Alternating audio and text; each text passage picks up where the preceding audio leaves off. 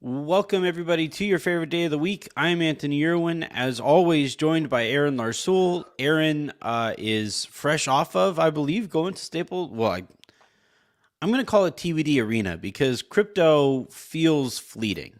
Here you go. Yeah. This. Yeah, I heard you and Harrison do this the other day. Yes. Yeah, but you were at the arena last night I for was, Lakers Clippers. I was, You were and one some of like 30. renovations have taken place. So Were at were least so you far, that the crypto checks are clearing because renovations have taken place at the arena. were you one of the like 13 people who were there on time for the game? I was there. I got there. I actually got there late for me. I'm usually there 2 full hours before the game, but I didn't. I didn't get there till 5:20 or 5:30 or so for the seven. Well, national TV, so it's never a on time tip. But for the scheduled 7 o'clock tip, I wasn't there till 5:20 or 5:30. But yeah, it watching back on TV, it did not look full. It not only did it not look full, I think the shirts didn't help because Mm. it was just Yeah, like the yellow shirts. Yes. it was like taking a highlighter pen to the empty seats. It was just everybody was just and Yeah, it was don't they? I don't remember where there's like an old joke about nobody showing up for games, and they say like all the fans painted themselves as whatever the colors the seats are. yeah. All the fans are disguised as empty seats. Yeah, they need to start like some team that has trouble with attendance needs to sell t-shirts that look like random fans and then they can put them in the seats Yeah, and just it's seat fillers like they do at the Oscars. I uh you know what? I'm gonna look. What do we know what the listed? I'm gonna look what the listed attendance was yesterday. Let's find out. A sellout, in fact, yeah. 18,997. Is there a more gamed statistic in sports than crowd attendance? No, no is the answer to that. Actually, my favorite is my brother. Shout out to Michael; he'll listen to this. But my brother went to Michigan, and they take a lot of pride. And the Big House is great. They obviously take a lot of pride in their college football team. I think they've passed Notre Dame now. I think they have the most wins all time. But it's very important to them to have the biggest stadium. Hmm. And Tennessee, Neyland Stadium, where I've also been, also takes a lot of pride in that. So every year, at least for a while, I don't know if they do this anymore. They went like back and forth trying to find ways to add, 80 seats here and there, just so they could have more than each other. I think Michigan is still the biggest, but they're also counting like all the the paramedics and for the attendance and both teams, the whole Yeah. traveling party on the road. Uh, yeah, Michigan is. So the answer is yes. That is the most game stat in all of the sports world. Yeah, because it's always so funny to see like some team talking about, oh, and we have sold out X number of consecutive games, and then you tune in, you're like, man, look. Yeah, that was true. That was true in Portland when I was there. They sold out. I mean, it was something like, I don't know, like 17 years in a row. Yeah. And I mean, look, the Blazers have great fans, and that place was generally packed, but not every. I think so. That it should be right. It should be tickets sold, not like attendance. Tickets sold should be the actual stat. Yeah, or like, yeah, either tickets sold or they obviously count people walking in through the turnstiles, right? So They do. that should just be your number. Like That would be too honest. like could you imagine some of like the daytime baseball games numbers if they just counted like the I, people walking through the yeah, turnstiles? It'd be in the I, hundreds in I'm Miami. I'm an Oakland A's fan, so yes, I can. Yeah, Oakland A's too. There were All right. literally like 400 people at an A's game this year. It was funny to see Lakers fans because I tweeted, I was like, man, that is really empty for a Lakers home opener against the Clippers with LeBron and AD and Paul George and Kawhi Leonard all active. And I had people trying to tell me, oh, you don't get it, man. El Trafico is playing. And I'm like, you're telling on yourself. If soccer is getting in the way of people getting to a Lakers home opener, like that right there is, if that's the retort, my point is being made. If that's how you're saying no, everything's okay, then what I'm saying is even more true. To those of you who got there on time, though, I gotta say, I'm so fucking proud of you guys. Way to go. Thank you. I appreciate you. I mean, look, I was late for me, but I was there well before the game. I actually have one more, I guess it's funny, attendance story. A buddy of mine, Jared, went to Look at you stalling to get to keep from talking about the Lakers. I see what you're on. Not at all. So he went to Pepperdine, and I don't even remember why we were talking about it, but I think it was last year or maybe 2 years ago.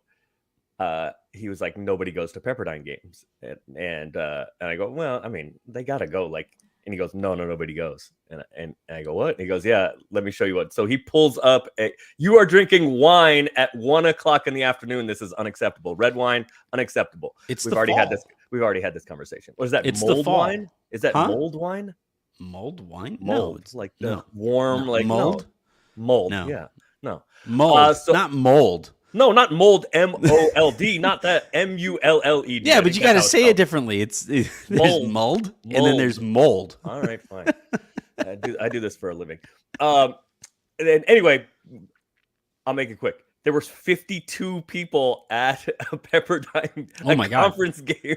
So he pulled it counting up the rosters. He pulled it up on ESPN, the box score, and I don't know if you guys know, but on ESPN box scores, it shows like little diagrams of little people, and they do the percentage of capacity. It's how many people they fill in and there was like half of one guy. Yeah. Because it was like, I don't know, it was like whatever, 0.2% of capacity. I'm gonna have to ask my buddy Mike Garrity went to Pepperdine. I think he works for the Cavs now. I'm gonna ask him about attendance. Yeah, I'm gonna have to ask him about that Pepperdine game. All right, so the Lakers start their season 0-2. They take their second loss of the year last night to the Clippers. The Clippers played it like a home opener. I thought their vibe, they have too many guys, is my analysis of the Clippers. And I don't say this as like you have too many guys, share some with the Lakers. I mean, like, they need to condense their rotation. Terrence Mann hardly played last night. Reggie Jackson felt like he wasn't even there because John Wall played well. I think at some point they're probably going to have to make a trade to condense down their roster and have it make a little bit more sense, especially as you get into the postseason, because you aren't playing 10 guys in the playoffs. But there you go. But anyway, and I think the Lakers have played the two deepest teams in the league in the first two games. The Warriors and the Clippers. Well, I mean, everybody is going to look deep compared to this Lakers rotation. I think these are. I mean, look, you're not wrong. If you want to know why the Warriors beat the Lakers in Game 1, we'll get to Game 2 here in a second. But like when the game was over, right, and the Warriors put their scrubs in, they played. We'll put the rookie point guard second round pick aside. Other than that, it was Dante DiVincenzo, Moses Moody, Wiseman, and Kuminga were like the Warriors scrubs. That shows you how deep the Warriors are. Look, those guys are rotation players for the Lakers. A few of them might be starters. So there definitely is in terms of depth, there certainly was a stark difference. I kind of disagree with you about, I don't disagree with you about the Clippers in the postseason, but I think especially because Kawhi appears to going to need load management, maybe in perpetuity. Yeah. Mm-hmm. He already, I mean, like he didn't play last year and is starting this year. Coming, he's NBA Viserys. Like he poked his finger on his chair, and now he has he's losing fingers. So I think the depth should that like having that depth is a way to manage the regular season and get him through the regular season, and it gives you the opportunity to have him and Paul George, if necessary, take pockets of rest, because there's not much of a drop off, much like, well, as I was just saying with the Warriors, much like the Warriors. They're the two deepest teams in the league, and it is very, very useful for older teams in the regular season. You're right, nobody's playing 10 guys in the playoffs though. No, and that's like 10 guys. Like they're again, Terrence Mann I think played like 5 minutes last night. Reggie Jackson I think played 24, but it never really felt like he was out there. Wall looked good. Very good. Yeah, good enough that, it made me think over the course of the game, so he could have traded Russ and a pick. They'd have a pick right now, and they'd have John Wall. Anywho. We're relitigating that. By the way, that would have been a bad idea then. It would still be a bad idea. And we're relitigating this because John Wall played well once.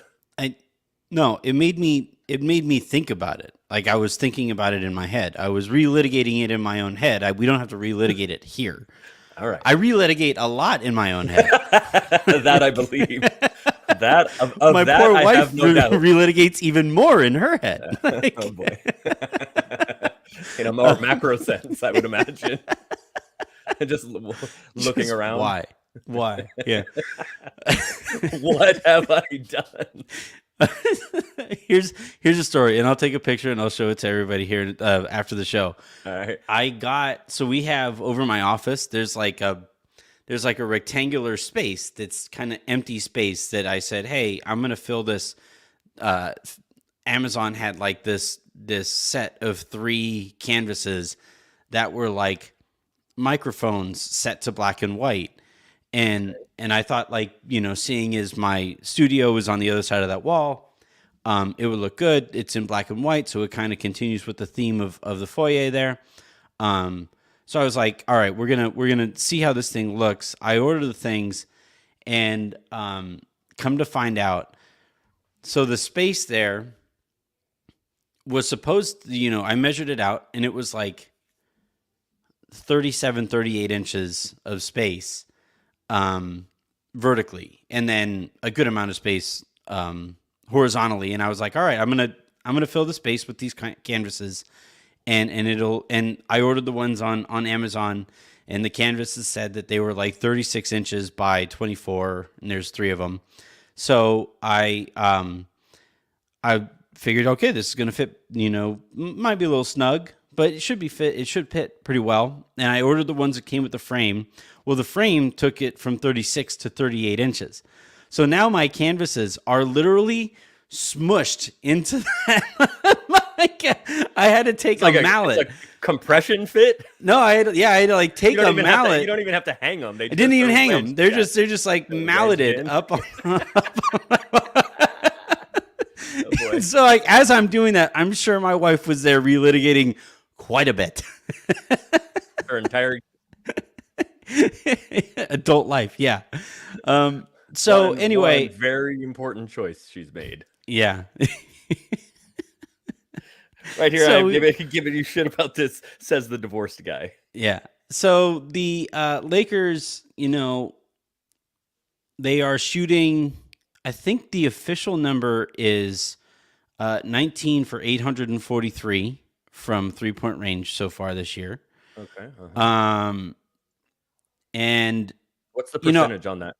I think it's negative 4.7%. So okay. They're actually making more threes for the other team than they are currently making. That doesn't seem good. Yeah, it's not ideal, I don't think. It's an issue that I don't think anybody could have seen coming with this roster as it was being put together. They are very small. There was one point in the second half when Kawhi was playing. They posted him up. The Lakers sent Russ and Patrick Beverley to double him, and he just pivoted through them and made a layup, and it made me laugh out loud because those were 2 of the wings, the wing defenders, as Rob Pelinka has described them. Again, another issue that I just don't know if anybody could have seen size being an issue coming. Yeah, You know, Yeah, we need a name for it. So in basketball terminology, when two bigs double, it's called a monster. Yeah. So like we need a you know, like if somebody posts up, you know, what our center posts up, he's being guarded Yeah. by the center. If another big comes to double him, it's called Can a we monster. call it like a cuddle, like a snuggle? I guess. Although Pat Bev and Russ, A I tickle? don't Pat Like- Bev and Russ, I don't know that we want to call that. That's probably not a cuddle, but I feel like we should call it like a tickle. Oh, You know, because it's not okay. very pleasant, but it's also like not pleasant. You know. okay, all right, fine. Yeah, no, look, it is a being small and not being able to shoot is not a recipe for success, just plain and simple. Yeah. There have been some things to like about the first two games, but Yeah. the team is small and the team can't shoot. LeBron said it plainly after game one. The shooting is not like you can alleviate one of those issues. You can play bigger. You can't conjure. I disagree with, it's not I'm disagreeing with LeBron about, you know, what do? You just work at it and shooting is coming. They're not like, no, I don't. Mm-mm. I expect Kendrick Nunn to shoot better. I expect Patrick Beverly to shoot better. They both have track records of shooting better.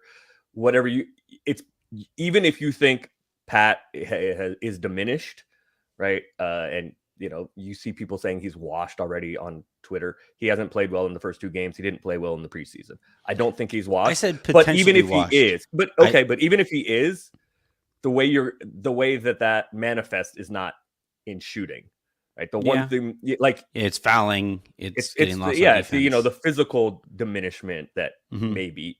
So I expect him to shoot better. I expect Kendrick Nunn to shoot better.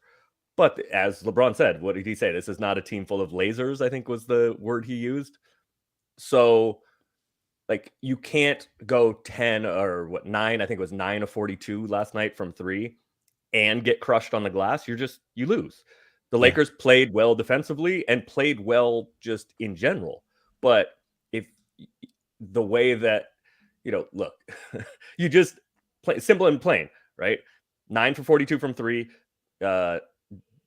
like down 20 on the glass, you lose, period, especially against good teams. So, and we saw it. Damian Jones played last night. He didn't play in game one. So maybe that is part of an answer is the Lakers just having to play JTA more, play bigger, period. I know Darvin wants to get, you know, who he thinks are his best guys on the court.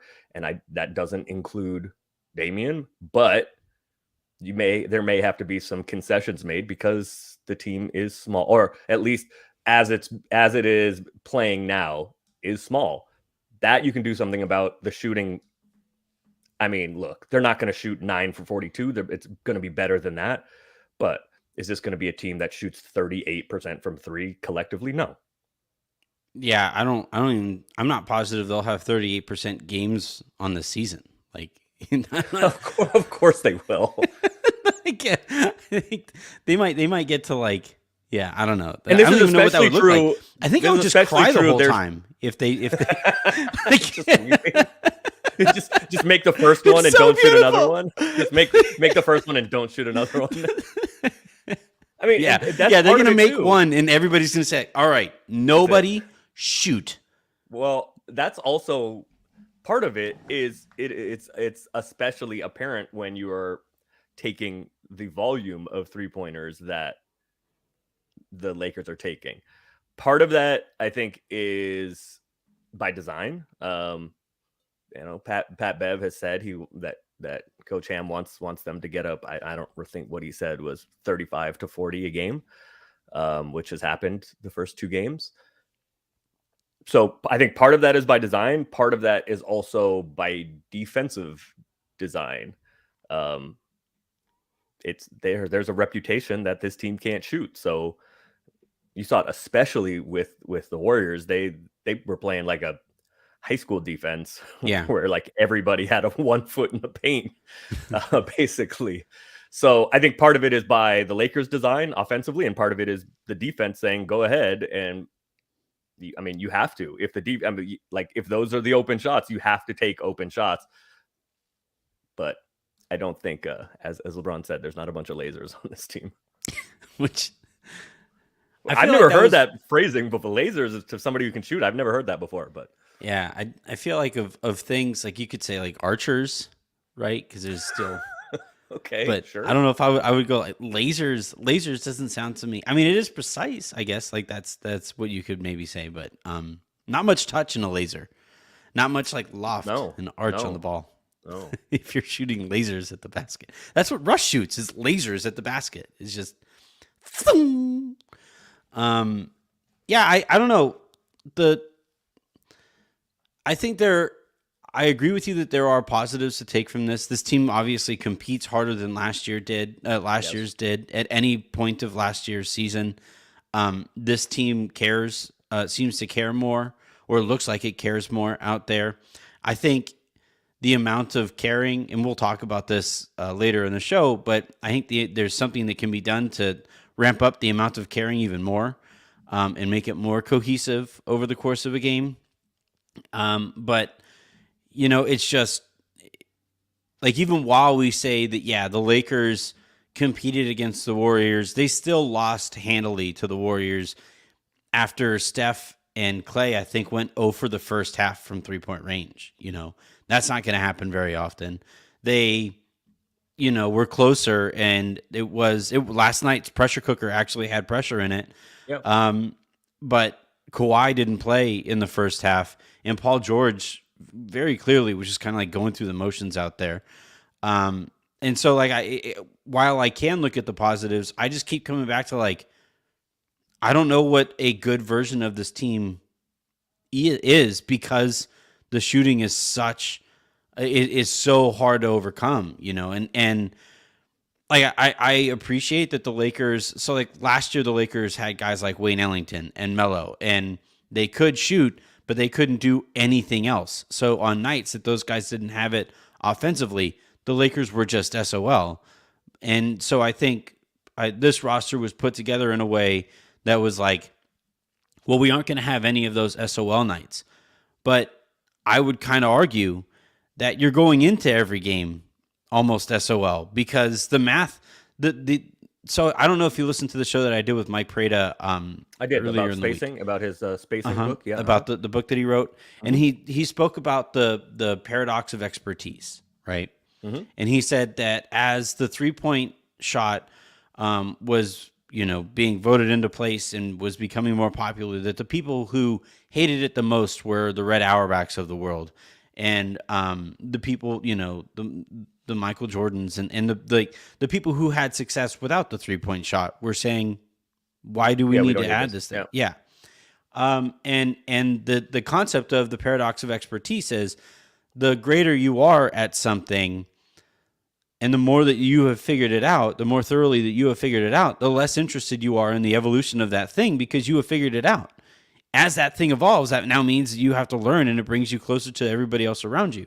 Mm-hmm. And I've been thinking about this constantly, man, with the Lakers because the league has evolved in more ways than one. We can talk about the 3-point shot, and we can talk about the evolution of geometry around the sport.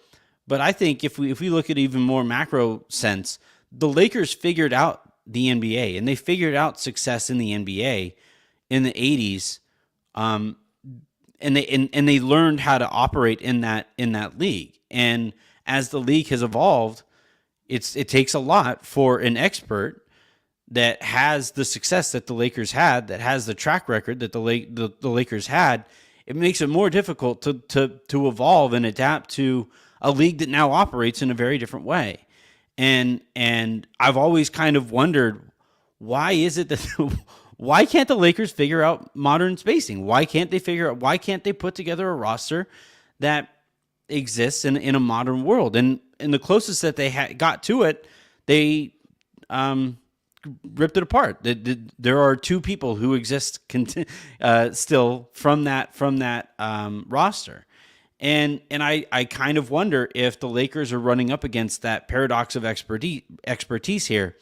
And it's really difficult for them to learn how to evolve and adapt to a league that not just has evolved, but we've been able to watch that evolution in real time. We've seen these defenses get spaced out. We've seen how all of this has taken place. So not only, is evolution inherently difficult for those who are really good at the prior way that things worked, but you add to that exponential evolution as we have seen in the NBA, and yeah, it kind of starts to make sense that the Lakers just don't understand this. So let's take the last 2 seasons. I can tell you why the Lakers haven't had any shooting the last 2 seasons. Because that's the most expensive thing in the league. Shooting and scoring is what gets people paid. I would argue the Lakers starting point guard is the most expensive thing in the league. But well, Steph Curry actually makes the most money in the league. Russ is second. And when he got that contract, he was scoring 30 a night. yeah, So shooting and scoring is the most expensive thing in the league. And since the Russ trade, it's been bargain bin shopping, right? Other than the exception, it's been bargain bin shopping. You don't find shooters in the bargain bin. I mean, you can, but they don't do anything else. They're not going to do anything else, and they're not the guys that are going to shoot it like that every night, right? You mentioned Wayne Ellington and Melo last year. This is why I thought Cole Swider was going to be a rotation guy. I said it in the offseason and in after summer league and training camp, because the roster is bereft of shooting. It just is. Well, that's why Matt Ryan is playing. Correct.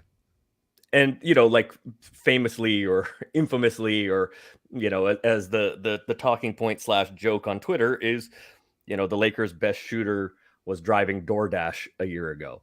Right. Mm-hmm. Okay. Yeah. And those are the guys you can get at the minimum.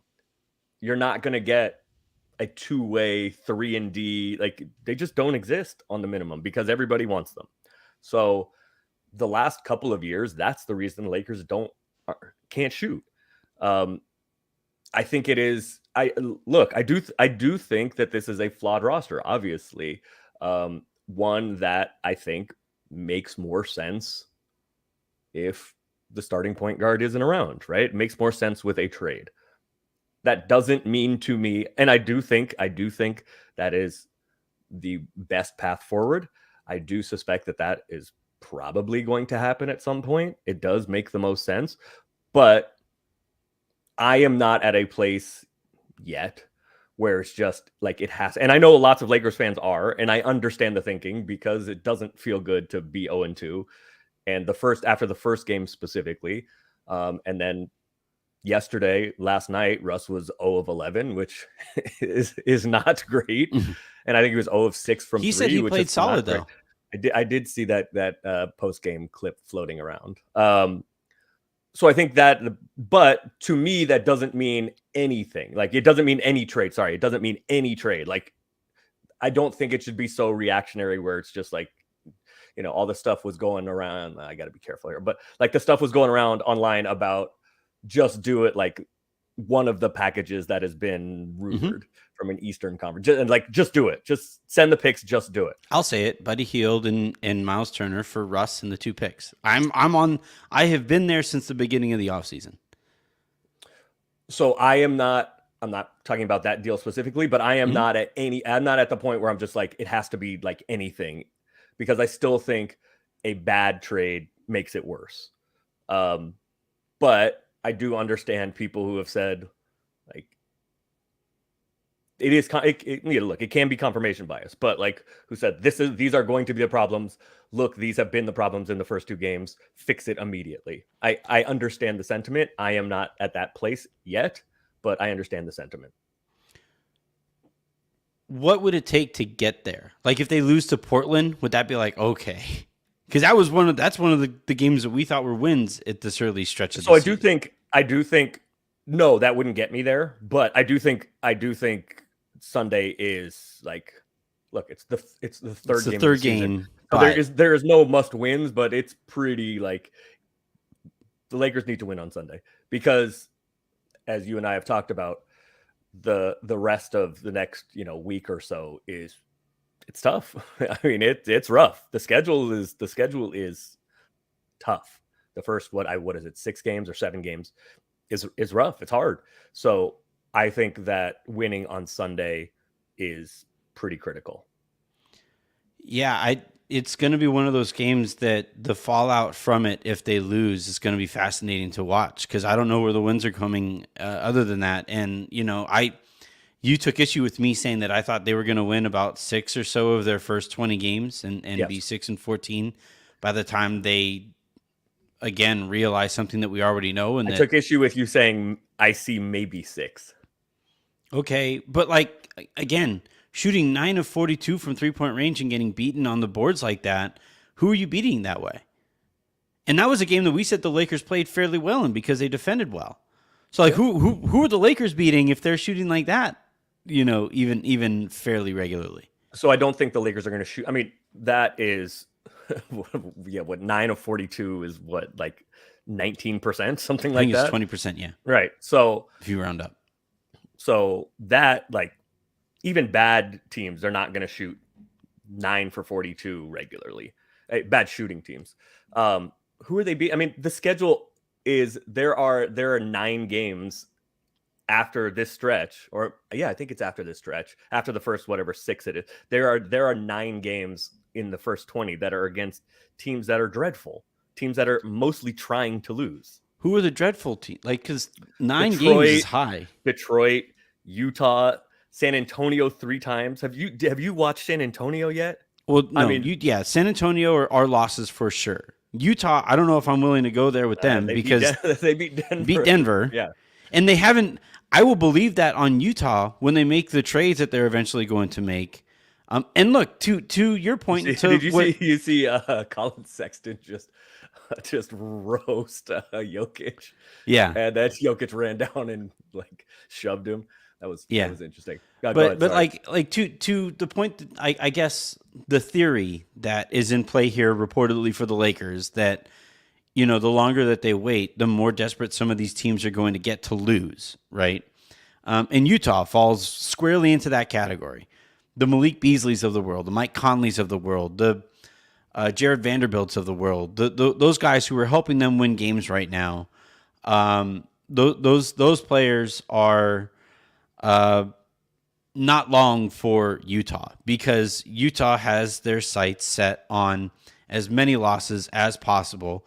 So maybe, the Lakers and Rob specifically are thinking, look, if they win often enough, they'll come to us and they'll say, hey, we can't keep fucking winning.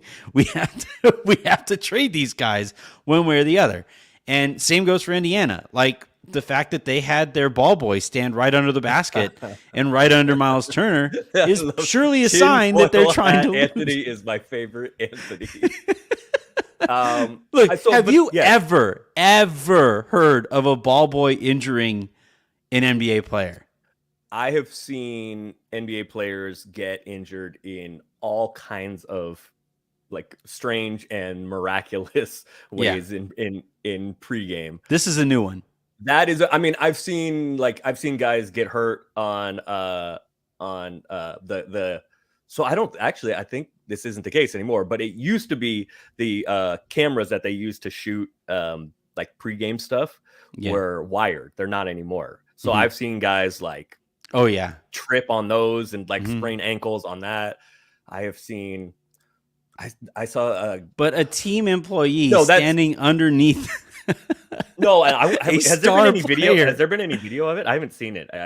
Is there any video of them offering a bonus to this guy for doing it? That's the video I want.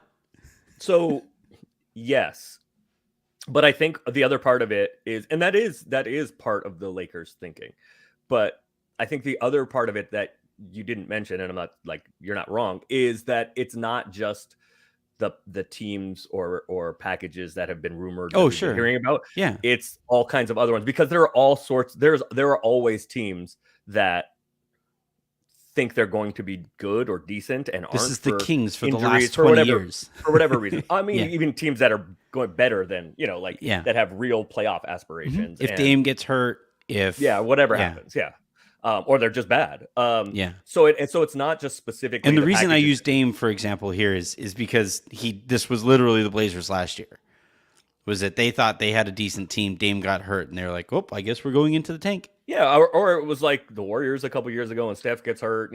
Like it happens all the time. But it can also be just teams are bad, right? It's not injury, but there's always that could open up options that we're not even thinking about yet. And it could be that because there are so many teams that are maybe not trying to win as many games as possible, that increases the supply of win now guys just in general, and it raises the value of the draft theoretical capital. competition for Russell Westbrook's expiring contract, right? Goes up. Yeah. Yes. So, but I agree with you though. It is a very delicate balance, because much like it could be too late for these teams that win too much, it's too late for them to be bad enough. The Lakers have to, if this season goes poorly, if it continues to go poorly, if 0-2 becomes, you're 6-14, which I do not believe it will, but if it does, the Lakers have to make that. There has to be a balance struck of doing something before it's too late, right? Well, not only too late, which I guess it would be too late if somebody gets hurt, but like what they're asking Anthony Davis to do, and by the way, like this is where I have to give props, because this is the Anthony Davis that I have wanted to see defensively, especially, right? Offensively, I think there's still a lot of pinch post and mid post stuff, but that's too much ISO and too much jump shooting. Yeah. But like defensively, what he is doing out there is otherworldly, and honestly, kind of sort of terrifying, because he's throwing his body all over the court. And last night, Wenyen Gabriel doesn't play. Last night, Damian Jones plays 7 minutes. Thomas Bryant already got surgery on his hand. So clearly, the Lakers don't have anybody that they trust to play center other than Anthony Davis here. LeBron had to play center minutes last night. 2 games into the season is really early to go to that card. Zoo was damn good last night too. Yeah, man. If only the Lakers at one point had a player like that, that would have been nice. But the part of the reason and part of the math I'm doing here on why I'm saying just make the trade, and we'll get to the step even further that I'm willing to go here, is Miles Turner, while he might be down for a week or so, I think miraculously he would heal as soon as he gets traded, which is kind of crazy, but it happens all the time. If Miles Turner is a player that the Lakers would be targeting here, that is somebody who you can trust. AD can sit for a little while. Even while those guys are out there on the court together, they can take turns defending the rim. The Lakers got killed on the boards last night. That shouldn't happen if you have Miles Turner, LeBron, and Anthony Davis as your front court. They can get you extra possessions so that you aren't running back in transition as often as the Lakers are. It can make Anthony Davis's life a lot easier than it currently is. And as it currently stands, like when Anthony Davis and the people around him say they don't want him to play center because they're nervous about him getting hurt, this is exactly the way that he would be playing, that they are concerned would lead him to get hurt. And oh, by the way, last night he went back to the locker room at one point. So like when I say just get a deal done, and when those of us who are saying just get a deal done are saying that, part of the math here is not only do you not want the Lakers to fall so far behind in the West, but you also don't want to continue to put this kind of a load on a near 40-year-old LeBron James and a physically near 40-year-old Anthony Davis. Like this is Harrison did not let you get away with this the other day, and I will not either. Now, if we're rounding up, then you're not gonna like your number if we're rounding up. I have 2 more days of my early 30s. Mm-hmm. This is what I always say. This is all my damn surgeries. I like people ask me how old I am. I'm like chronologically or in terms of usage. Right. Like if you cut me open and you counted my rings, it would say 35. But if you watch me walk and just move around my house, move around my house, you would say, "Oh shit, he's like 43. Oh, What is going on?" I mean, your house is so expansive. Like, what do you mean? You have I a just foyer- told you you have a foyer. I just told you I couldn't fit canvases into a space in my foyer. It's not a giant foyer. I have 3 huge microphones that are taking up the entirety of my foyer. It's an 85-inch TV that I sleep on in my foyer, and these canvases that I use as shelter. That's what my foyer looks like right now. 85-inch TV and a foyer. Are you softening on your you now you don't want AD playing center anymore? This is your Oh, no. No. I want him playing center, and I have marveled at him playing center. I have offered, like, one of the things that I have said consistently, right, especially over the last couple of years, is lay down the gauntlet, man. Anthony Davis clearly is capable of doing this stuff, and if he does it for the entirety of the season, he's the defensive player of the year, unanimously. If he does what we've seen from him, especially last night, for the entirety of a season, he's the defensive player of the year, and he resumes his place among like the top 10 players in the NBA, right? Maybe top 5 if he ever starts hitting jump shots. But in terms of like my concern for his well-being, 82 games of this, there's just no chance that it's sustainable. No chance whatsoever. So I can want more of this from him in theory, but that doesn't mean like I don't want the Lakers to be so devoid of other centers that they have no other choice, because that's where they currently find themselves. I was his play. It was, I think it was Jordan Poole in the opener. Where Jordan Poole was like afraid. He turned the corner and was afraid to go up. Didn't want to shoot it, and tried to sneak up a pass, like a wraparound pass to on the baseline to Wiseman, and like AD just swallowed it. AD like got out there, prevented the shot, and then came back and like batted away a wraparound pass from Jordan Poole, who's a really good passer. Was like, there's like 2 people on planet Earth that can do that, or 3 people on planet Earth that can do that. It's incredibly impressive. I'm thinking him, AD, or him and Giannis, and I don't know who the third would be. I mean, you might be right. I mean, yeah. There's like 5 people in the history of planet Earth who can do that. It's wild that 2 of them are playing in the sport right now. But yeah, I don't know. What do you think about that? Like, even again, not speaking specifically about players here, but the notion of asking LeBron and AD to carry this kind of a load on this imbalanced roster puts additional wear and tear on them that could sink the season before you have the chance at making that trade. I mean, yeah. I mean, it could. Yeah, you're right. It could. Trudell talks about this a lot, about like what is fair to ask of LeBron, especially defensively, because of how many seasons played, because of the mileage, because of the load he has to carry offensively. Like, can you expect LeBron to give everything he has on every defensive possession? Like, what is a fair ask? And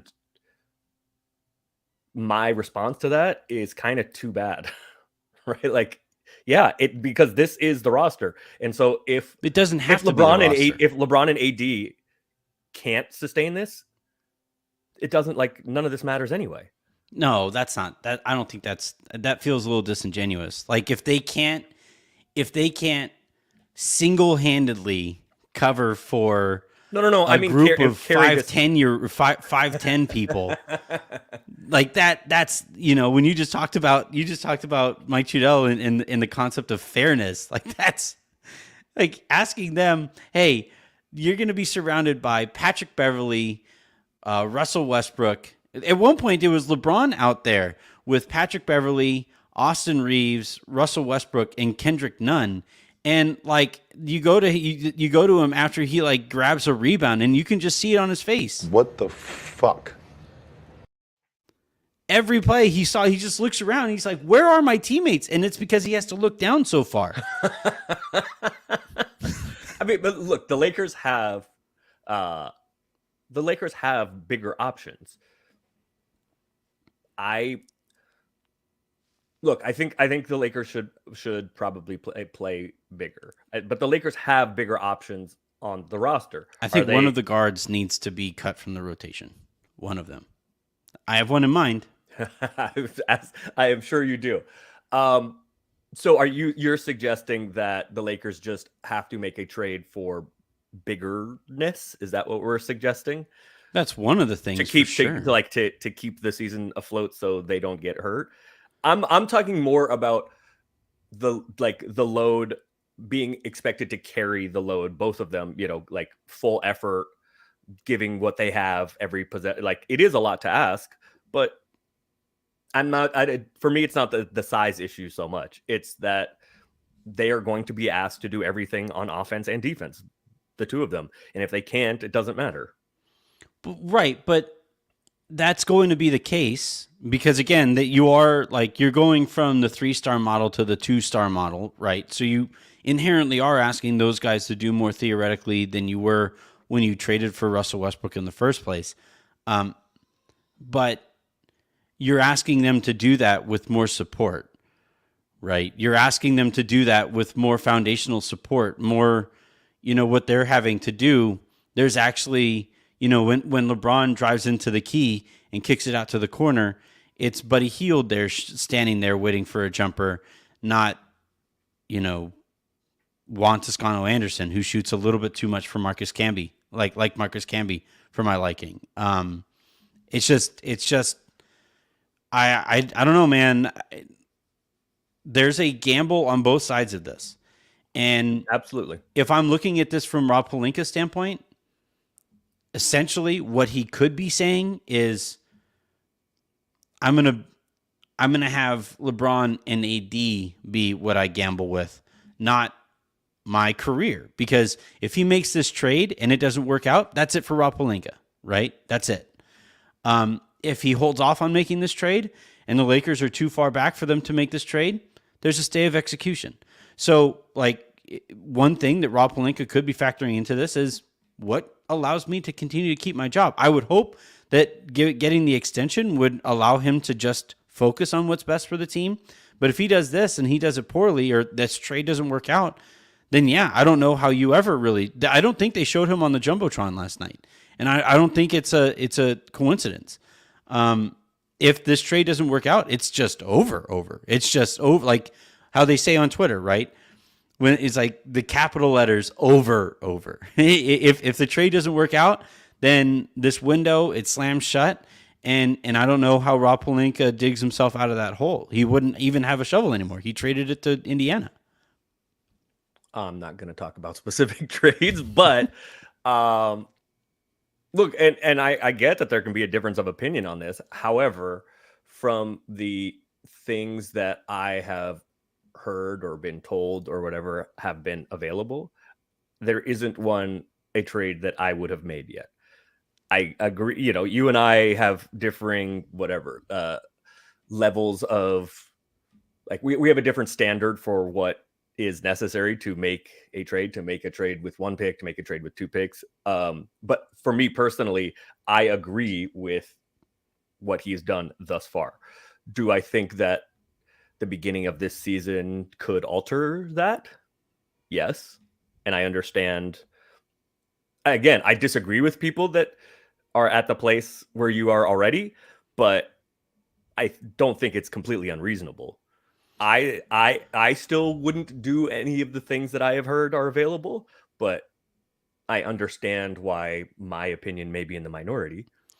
The last thing, and this is what I do think you probably find unreasonable. One thing that we know, because they haven't done it already, the Lakers find unreasonable, is send Russ home.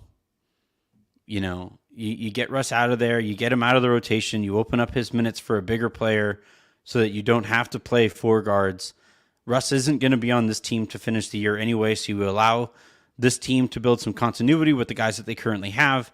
And again, I think it's been pretty clear as we have seen over the last week or two that everybody involved here has reached has either reached it or are getting close to that line of man, fuck this. Their line of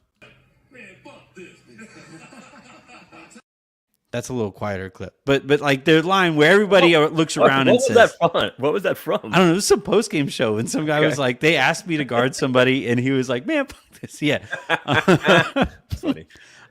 but yeah, like I think we are close approaching that point if we haven't reached it already, where like Russ's whole I can't come off of the bench because my hamstrings might fall off thing.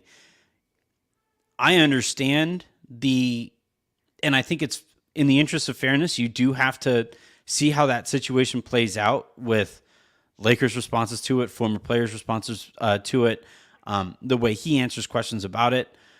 One thing that really stood out to me, two things that really stood out to me, Richard Jefferson essentially said on national TV, Russ faked an injury to get out of finishing out that game, and so that he would have more data that would back up his concern of coming off of the bench. Darvin Ham's response to me was even louder when he was like, I spoke to him and he's going to have to do the best thing that's for the team as we keep in mind what is best for his body and all of those things. That was as close to Darvin Ham saying, like, when he said we spoke about it and we've moved past it now, that was him saying, yeah, that was kind of sort of bullshit, guys. And if we're already there, because he trolled Frank Vogel about it at the end of last season when he said, his back seized up because he was sitting there on the bench too long.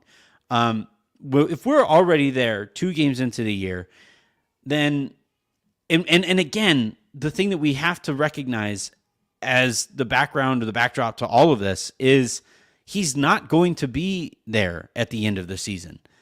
He just won't be. The Lakers, when Rob Pelinka was asked about it, he didn't like double down and commit to Russell Westbrook. He was like, no, we're still looking for the best resolution to the situation. So like, if he isn't going to be there, play the guys who are and let this guy just stay healthy. Hopefully he doesn't seize up sitting entire games and sitting entire portions of the season, but that's not the Lakers' problem anymore. I am not there yet. I understand why why some might be, but the other factor is, Russ was pretty good in game 1. He was not last night. He was pretty good in game 1. And this team, even though there are a fair amount of guards, this team, the roster doesn't have enough talent. He is still one of the most talented guys on the roster. He's still one of the better players on the roster. They've been better when they haven't had multiple guards out there. And I think they do have enough guards to bide the time until Schroeder gets back or until Patrick Beverley learns how to shoot again or whatever. I do think at that position, if you don't have enough talent at that position, given how many damn combo guards the Lakers have, then Rob Pelinka really shouldn't be there anymore. It's so I think that this roster makes more sense with a potential Russ trade. I think that a lot of the point of the offseason moves were made with the thought that Russ might not be on the team. Russ might get traded. I do think Russ should be coming off the bench, and I do think Russ should be playing fewer minutes. That I'm with, but I think it's too early to send him home. What would it take? Like, you're already seeing the kind of veiled trolls, right? Yeah, it has to be more than veiled. So it's going to be on his terms. He's going to say, like, no. I mean from everybody else. It has to be more than like, this feels like maybe it's not. It's going to take like some real like obvious, I've had enough of this dude. Like, get him out of here. We're better off without him, from like people that matter.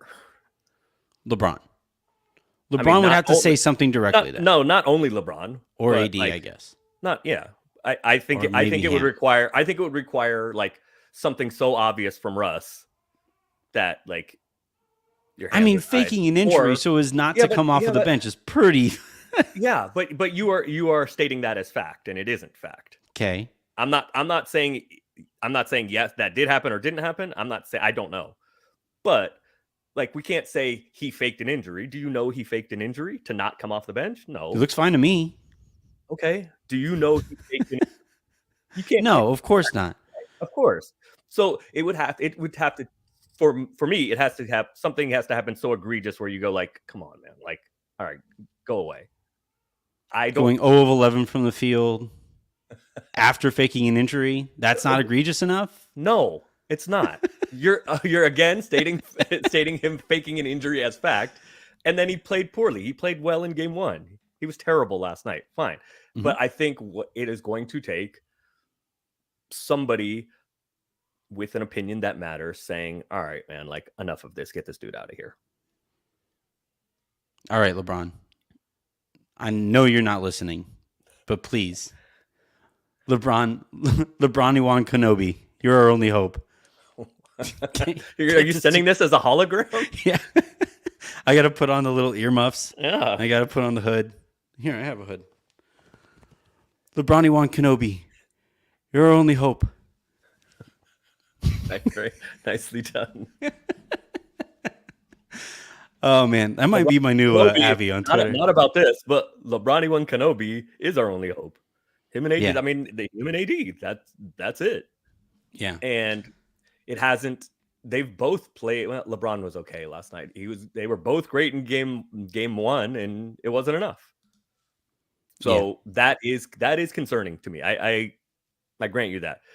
That is concerning to me because the Warriors didn't play particularly well in game 1, and the Clippers were okay last night. The Clippers weren't great either. Some of that I think was the Lakers doing defensively, but yeah, it is. It's LeBron and AD. That's it. It is on them.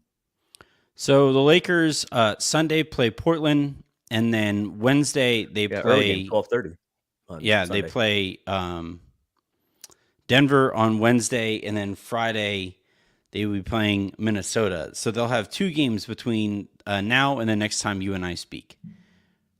I think if they lose to Portland, and then especially if they lose to Minnesota, I just think the noise around this entire situation will have reached such a crescendo that it kind of forces everybody's hand. Do you think that's potentially in the cards?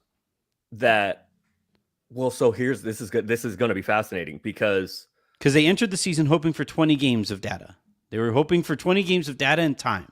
That is what Woj said. Yes. Well, I think Sunday's really important because the vibes aren't bad now. The vibes are, but losing on Sunday, I think, has the potential to diminish the vibes. Let's say that. So I think Sunday is very, very important. The vibes aren't bad as LeBron is calling out the shooting on the team, and Russell Westbrook is potentially faking injuries. I did air quotes for those of you listening. Does it look to you like anybody has quit or not trying? You said like they're playing with more enthusiasm and playing harder than at any point last year, correct? Mm-hmm. So that's my point when I say like whatever, if there are some not great vibes, it hasn't reached the court yet. And I'm saying I think a lost Sunday changes that. Could possibly change. Yeah. Could possibly, not change it, but could like diminish the vibes a little bit. Yeah.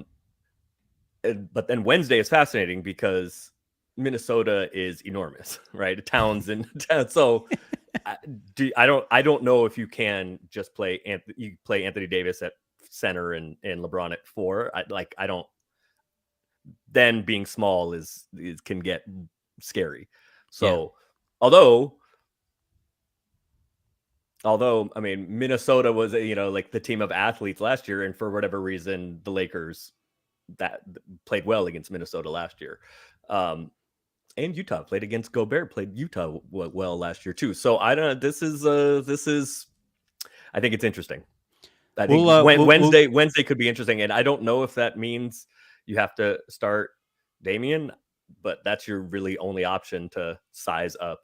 Well, in the starting I don't lineup. think you have to. I don't think it has to be Dame. Oh, I guess against Minnesota. Yeah. I'm wondering if you have. I mean, or are you just trying to like run them ragged? Yeah, I would actually start JTA or Reeves instead and try to get out and pressure and do all of those things and put Gobert and especially Cat in space, two things that neither of those guys have ever been interested in doing. Cat also had a really tough preseason, so I would really try to make him run up and down the court. I would really try to get out and create extra opportunities and all of that stuff. That leads me to this question here from James Michael Santiago. Anthony is right. That's where it ended. That's good. I'm glad that that is the extent of the, Thank the you, James. question, as you put Yeah. it. Okay. James is right that they're playing one guard too many. None should be the one to be out right now unless he has a long leash because he's clutch. That obviously is always going to be a factor here, but I just think, like generally speaking, whether it's Russ or Nunn, Russ has played better than Nunn. So if you're just going off of who has played better, I think Nunn is the one who has to get cut significantly from the rotation right now.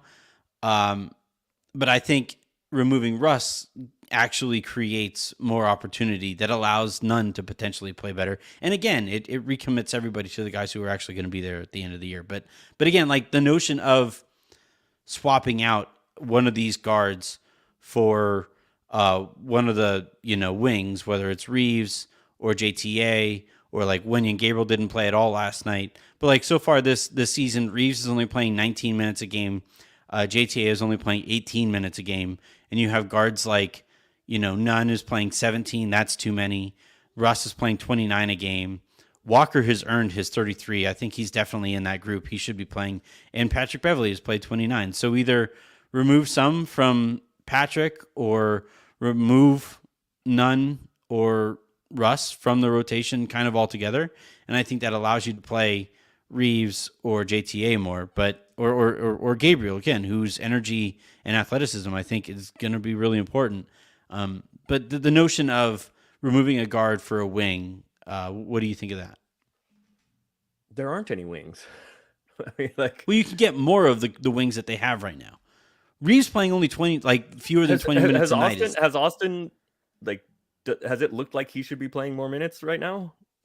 I mean, again, it's not because I believe thoroughly in Austin, or I believe even thoroughly in Juan Toscano Anderson, who like every time he shoots it, I'm just like,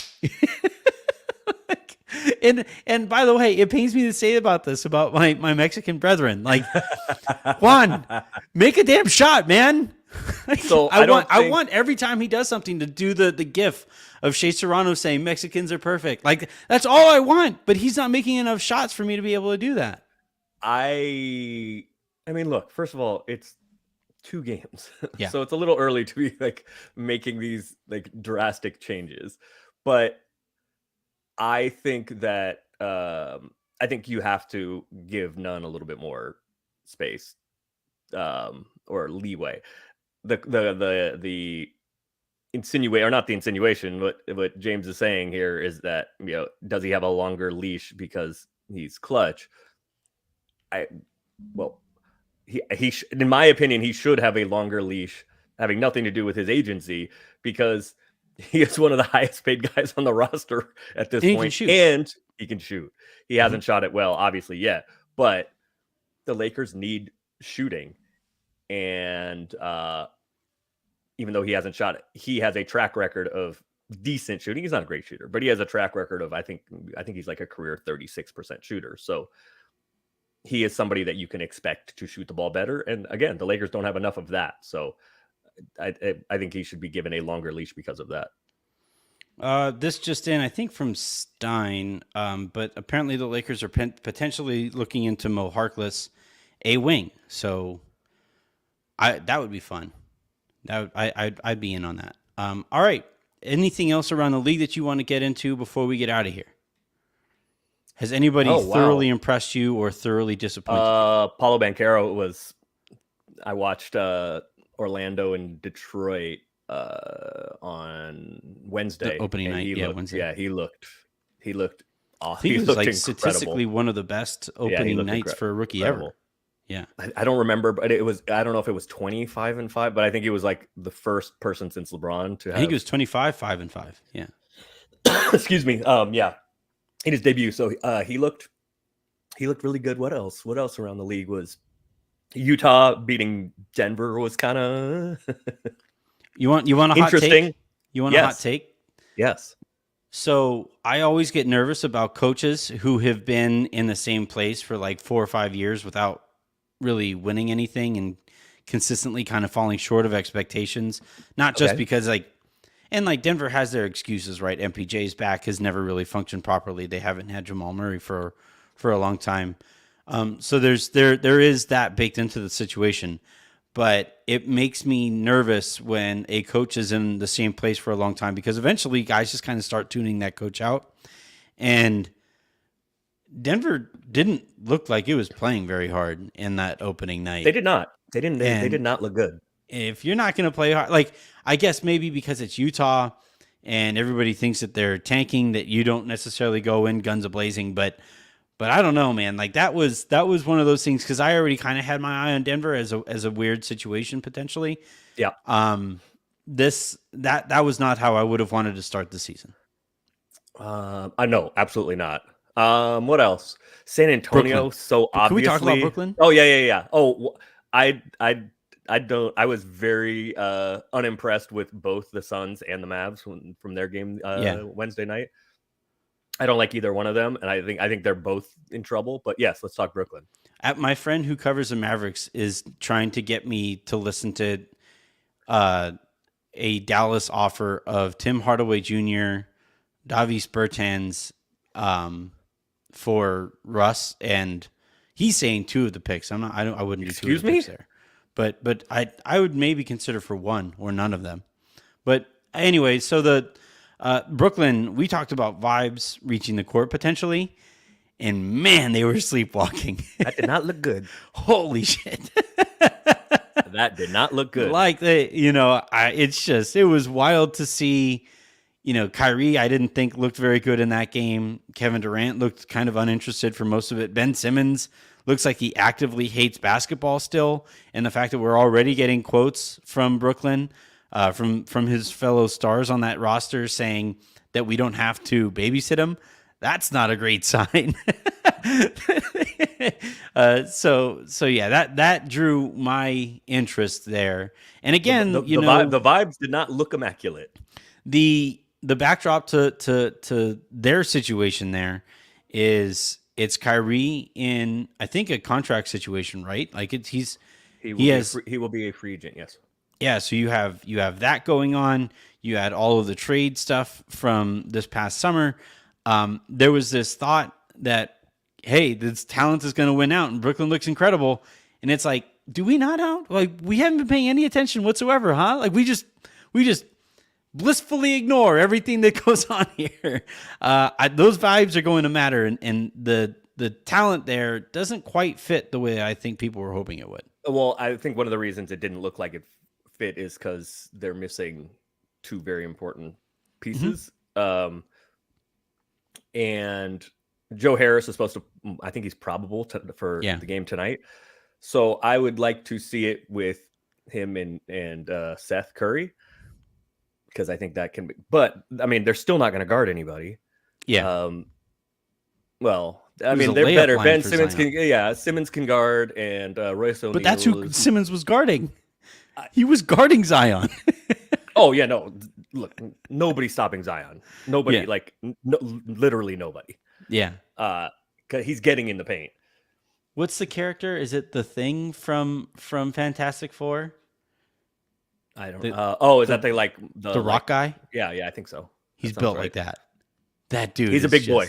Everybody bounces off of him. He's a big boy. I think he just knocked over a building. So I think they're going to be better defensively than they have been. But like, Harris ain't guarding anybody. Seth Curry ain't guarding anybody. Kyrie ain't guarding anybody. Yeah. So I think that's still going to be a limiting factor. But at least like they'll look like they're having more fun when the offense is easier. And that will be I want to see what it looks like with Harris and Curry. Both of their injuries are concerning to me, but Yeah, it did not look good on. It's not great when the only defense Kyrie is playing is in the name of Alex Jones. That's just, if that's the only person he's defending, then I don't think their season is going to go very well. I don't. He's not going to guard anybody. I can tell you that. He is not. He's not going to guard anybody on a basketball court. Yep. All right. Oh, Harden has looked at he's played well. They're 0-2, but he's played well twice. Yeah. Statistically, he is dribbling the air out of the ball, which is an interesting thing. At first, I didn't think he looked very good physically on Tuesday, but yesterday he looked. It looks like he can get downhill a little bit. Embiid looks chubby. Embiid's been bad. Yeah, Embiid has been bad. But yeah, Philly being 0-2 with I by the way, that's one to watch too. Like, that's a vibe check to watch too, because I don't think Doc. It's not fun. Doc, yeah, but it is not fun. It is not fun playing. Well, the good news is there is no history of teams imploding on Doc's watch. Correct. None whatsoever. He has never overseen that. All right. That's going to do it here for this episode of The Hook and this week's episodes here on the Silver Screen and Roll Podcast Network. Thank you guys a ton for tuning in the way that you have. We are up like 35%, like month over month, like this time last year compared to now. So shouts to you guys for that. Thank you everybody who have tuned in to the post-game spaces on Raj's show. I think we had some 600 people in that thing listening live last night after a loss. So you guys are incredible. You guys are great. I have thoroughly enjoyed watching this thing grow. And we're going to be doing this every Friday afternoon. We pushed it back an hour from when we usually record so that you guys can tune in Pacific time on your lunch hour. So, nobody really likes working on Fridays. So I just figured we would give you something to take your mind off of it. So there you go for that. And we're going to keep this thing rolling. So I'm Anthony Irwin. That was Aaron Larsoul. This was The Hook. And we'll talk to you guys next week. Please trade Russell Westbrook. Now. Yesterday. Next 15 minutes.